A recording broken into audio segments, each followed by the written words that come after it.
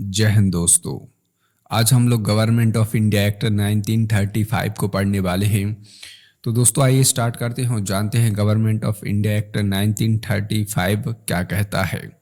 दोस्तों ये एक्ट बहुत बड़ा एक्ट है और इसमें मैंने कुछ जो महत्वपूर्ण इम्पोर्टेंट चीज़ें हैं जो हमारे एग्जाम पॉइंट ऑफ व्यू से इम्पोर्टेंट है उन्हीं चीज़ों को लिया है। हालांकि अगर हम बात की जाए तो ये बहुत बड़ा डॉक्यूमेंट है दोस्तों। अगर आप इसका ओरिजिनल जो वर्जन देखेंगे तो उसमें बहुत सारी चीज़ें दी गई हैं।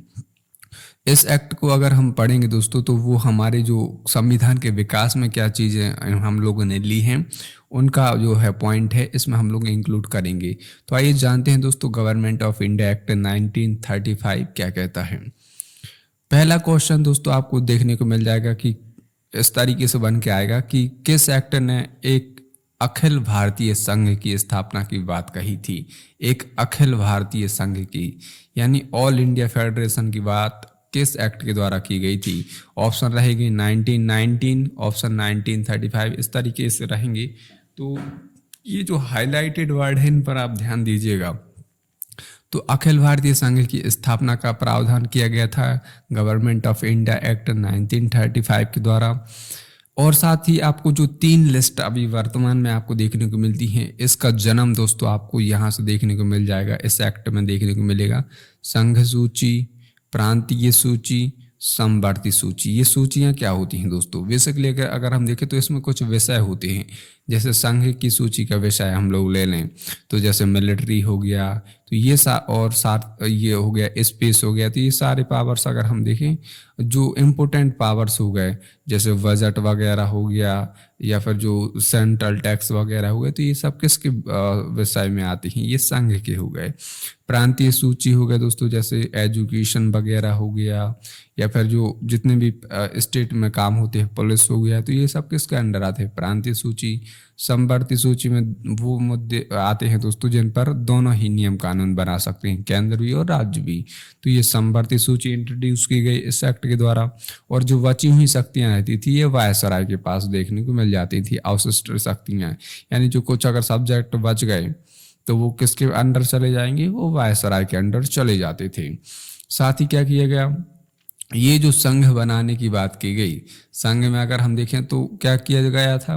देसी जो रियासतें हुई उनको मिलाकर जो ब्रिटिश कंट्रोल एरिया हो गए, इन सबको दोस्तों जोड़कर एक ऑल इंडिया फेडरेशन बनाने की बात की गई थी। लेकिन ये शामिल नहीं हो रही थी कौन? जो रियासतें होंगी। ये क्यों होंगी भाई?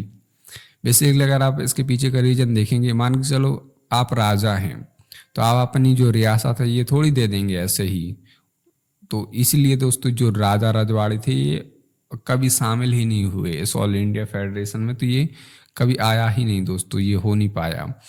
अब इसने कुछ चीज़ें और की दोस्तों, जैसे डायरकी को जो देखने को मिलती है, द्वैध शासन जो देखने को मिलता है प्रोविंस के लेवल पर, प्रांतों के लेवल पर, ये अबॉलिश हो जाता है। हालांकि केंद्र के लेवल पर ये चलता रहता है, लेकिन अगर हम देखें प्रोविंस में इसको एंड कर दिया जाता है।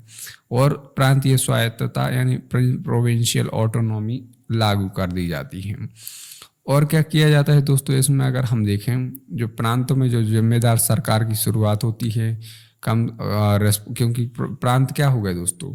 प्रांत अगर आप देखेंगे दोस्तों प्रांतीय स्वायत्तता लागू की गई तो जिम्मेदार जो है वहाँ पर गवर्नमेंट होगी और जो विधायिका हो गई, जो मंत्री हो गए, ये सब क्या है जो प्रांतीय विधायिका हो गई इसके प्रति उत्तरदायी रहते थे। अब जो डायरकी है जैसा कि मैंने बताया प्रांत में तो खत्म कर दी, लेकिन इसको केंद्र में दोस्तों अपनाने का प्रावधान किया गया। हालांकि ये प्रावधान भी दोस्तों लागू नहीं हो पाया था, ये प्रोविजन भी लागू नहीं हो पाया था, लेकिन केंद्र में इसे अपनाने की दोस्तों बात की गई थी और प्रांतों से इसे खत्म कर दिया गया था डायरकी यानी द्वैध शासन को।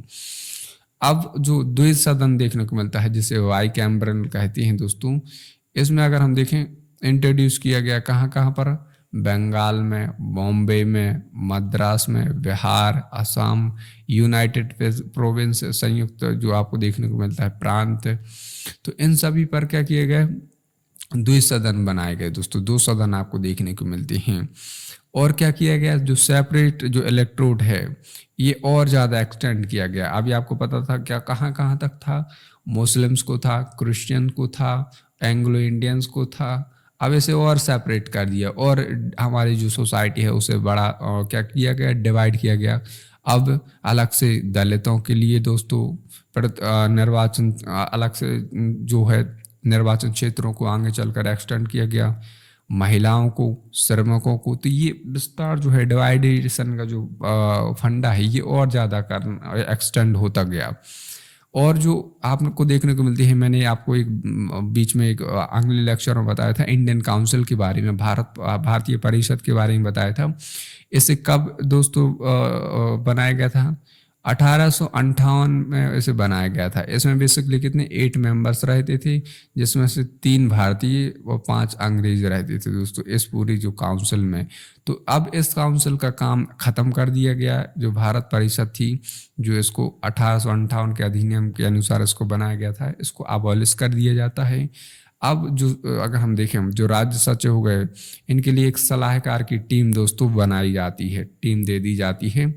और क्या चेंजेस दिए इस एक्ट ने? अगर हम देखें 1935 का जो एक्ट था, इसने फेडरल पब्लिक सर्विस कमीशन यानी जो यूपीएससी देखने को मिलती है उसको सेटअप किया, और पब्लिक सर्विस कमीशन यानी पीएससी जो देखने को मिलती है, और ज्वाइंट पीएससी दो से ज़्यादा राज्यों के लिए joint public service commission, federal court यानी संघीय जो न्याय व्यवस्था देखने को मिलती है वो, और इन जो भारतीय रिजर्व बैंक है इसका दोस्तों एस्टैब्लिशमेंट किया जाता है इस एक्ट के द्वारा। तो ये जो इम्पोर्टेंट इस के द्वारा दोस्तों चेंजेस लाए गए थे गवर्नमेंट ऑफ इंडिया एक्ट 1935 के द्वारा, तो उनको हम लोगों ने जाना। ये हमारे दोस्तों संविधान में देखने को मिलते हैं, इसलिए हम लोगों ने सिर्फ वही चीज़ें डिस्कस की जो हमारे संविधान में रिलेवेंट थी दोस्तों।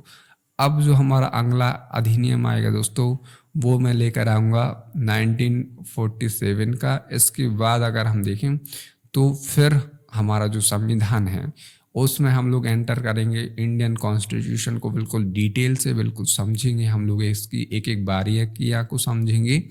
तो इस लेक्चर के बाद 1947 के अधिनियम के बाद हम लोग डायरेक्ट एंटर करेंगे फिर संविधान की जो मेकिंग प्रोसेस है, किस तरीके से संविधान बनाया जाता है, कितना उसमें टाइम लगता है, कितना खर्चा होता है, इन सब चीज़ों को दोस्तों बिल्कुल संविधान का जो जन्म होगा वो हम लोग स्टार्ट करेंगे। अभी हम लोग भारत को आज़ाद करने वाले हैं, तो बस एक अधिनियम और रह गया है, उसके बाद हमारा भारत आज़ाद हो जाएगा। 1947 का अधिनियम में हम लोग भारत को आज़ाद करने वाले हैं दोस्तों। ब्रिटिश जो देखने को मिलता है उसका रूल एंड करेंगे इस अधिनियम को, जो हम लोग जानेंगे दोस्तों। ये वीडियो अगर आपको पसंद आई हो तो वीडियो को लाइक और अपने दोस्तों को शेयर ज़रूर करिएगा।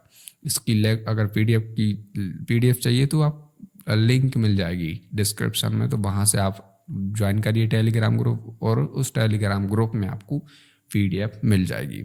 मिलते हैं दोस्तों नेक्स्ट लेक्चर में। जय हिंद।